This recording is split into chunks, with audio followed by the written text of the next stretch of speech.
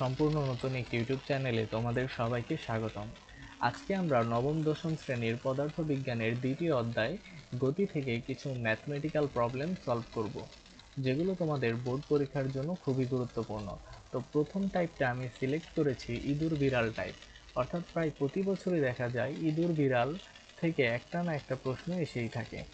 আচ্ছা, তো চলো আমরা দেখে নেই কিভাবে খুব সহজেই আমরা এই ম্যাথগুলো সলভ করতে পারি। তো এটা এসেছিল ঢাকা বোর্ড 2015 সালে। কি বলা হয়েছে, একটা ইঁদুর তার সামনের 16 মিটার দূরে রুটি সংগ্রহ করার জন্য 0.4 মিটার/সেকেন্ড সমবেগে চলছে। তাহলে এখানে ইঁদুর কতটুকু বেগে নিয়ে চলছে? 0.4 মিটার/সেকেন্ড। এটাকে আমি বি অফ আর অর্থাৎ ভ্যালোসিটি অফ র্যাট দিয়ে প্রকাশ করছি, যেহেতু র্যাট মানে ইঁদুর। আচ্ছা, তাহলে বি অফ আর হচ্ছে 0.4 মিটার/সেকেন্ড। এবার বলা হয়েছে ইঁদুরটি থেকে 9 মিটার দূরে, ইঁদুরটি থেকে 9 মিটার দূরে একটি বিড়াল বসেছিল।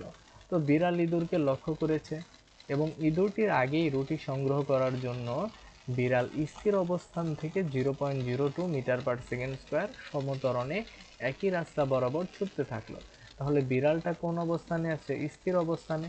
তাহলে বিড়ালের আদিবেগ হচ্ছে 0, রাইট? এবং সে যাচ্ছে সমত্বরণে।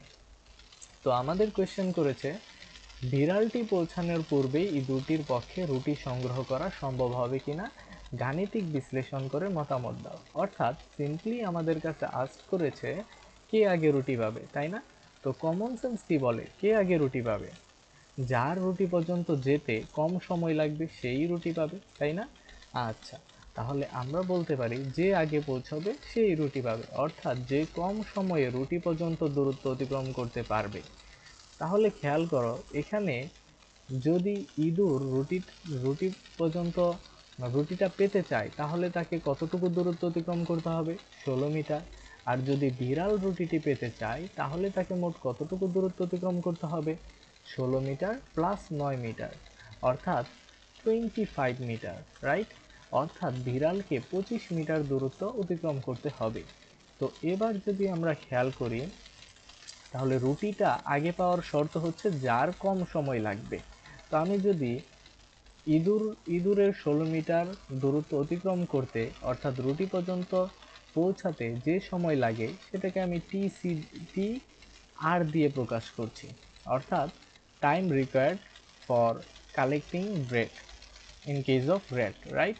অর্থাৎ হচ্ছে ইঁদুরের কতটুকু সময় লাগবে রুটিটা পেতে। আচ্ছা, তাহলে টি অফ রেট বের করব এবং এই 16 + 9 অর্থাৎ 25 মিটার দূরত্ব অতিক্রম করতে বিড়ালের কতটুকু সময় লাগে, অর্থাৎ টি অফ ক্যাট আমরা বের করব, তাই না? এরপরে আমরা কম্পেয়ার করব যে কার সময় বেশি লাগলো বা কার সময় কম লাগলো। যার সময় কম লাগবে সেই রুটিটা পাবে। তো চলো এবার আমরা স্টেপ ওয়াইজ ম্যাথটা সলভ করতে থাকি। আচ্ছা, তো প্রথমে আমরা দেখব বিড়ালের ক্ষেত্রে। তো বিড়ালের ক্ষেত্রে কি দেয়া ছিল, দেখো বিড়ালটা স্থির অবস্থানে আছে এবং আমি বলেছিলাম যে কোনো বস্তু স্থির অবস্থানে থাকা মানে তার আদিবেগ 0, রাইট?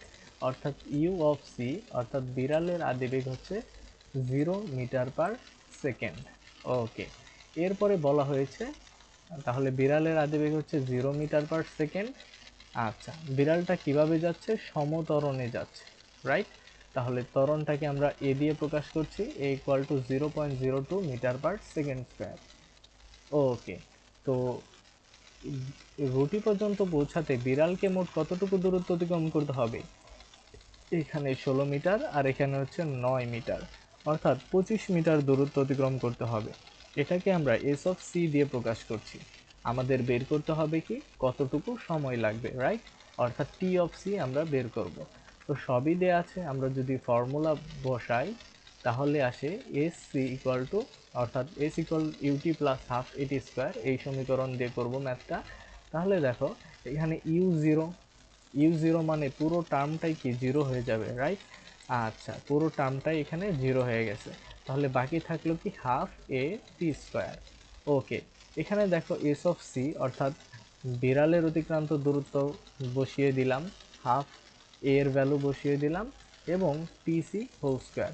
তাহলে টিসিকে এক পাশে রেখে যদি আমরা বাকিগুলোকে অন্য পাশে নেই, তাহলে এখানে টিসি আসে হচ্ছে, অর্থাৎ বিড়ালের সময় লাগে 50 সেকেন্ড, রাইট?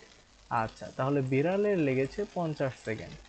তাহলে এবার আমরা দেখব যে রুটি পর্যন্ত পৌঁছাতে ইঁদুরের কতটুকু সময় লাগছে। খেয়াল করো ইঁদুরের ক্ষেত্রে। আচ্ছা, তাহলে আমরা এই শেষে একটা লাইন লিখে দিতে পারি যে রুটি পর্যন্ত যেতে বিড়ালের সময় লাগে 50 সেকেন্ড। ওকে, এবার চলো আমরা দেখে নিই যে ইঁদুরের কি পরিমাণ সময় লাগবে। আচ্ছা আচ্ছা, ইঁদুরের ক্ষেত্রে কি দেয়া আছে? বি অফ আর, ইঁদুর যেহেতু সমবেগে যাচ্ছিল, তাহলে এখানে ইঁদুরের বেগ দেয়া আছে 0.4 মিটার/সেকেন্ড এবং ইঁদুরের অতিক্রান্ত দূরত্ব হচ্ছে 16 মিটার। তাহলে ইঁদুরের সময় কতটুকু লাগলো? তো সমবেগের বেলায় আমরা ফর্মুলা জানি, এস ইকুয়াল ভিটি। তাহলে টিকে এক পাশে করলে বাকিগুলো যদি আমরা অন্য পাশে নিই তাহলে আসে 40 সেকেন্ড, অর্থাৎ রুটি পর্যন্ত যেতে ইঁদুরের সময় লাগে 40 সেকেন্ড। তাহলে তোমরা এবার বলো তো কার কম সময় লাগলো? সময় বেশি, সময় কম লেগেছে ইঁদুরের, রাইট? তাহলে কে রুটি পাবে? রুটি পাবে হচ্ছে ইঁদুর। ওকে, শেষে আমরা কম্পারিজনটা এভাবে দেখিয়ে দিতে পারি যে এখানে টি অফ আর অর্থাৎ ইঁদুরের সময় লেগেছে কম বিড়ালের চেয়ে, সুতরাং বিড়ালটির আগেই ইঁদুরটি রুটিটা পাবে। ওকে, তো আজকে এই পর্যন্তই। তো তোমাদের যদি স্টাডি টিউব এডুকেশন চ্যানেলের ভিডিওগুলো ভালো লেগে থাকে তাহলে অবশ্যই চ্যানেলটি সাবস্ক্রাইব করবে এবং বন্ধুদের সাথে শেয়ার করতে ভুলবে না। আজকে এ পর্যন্তই, সবাই ভালো থেকো, সুস্থ থেকো, আল্লাহ হাফেজ।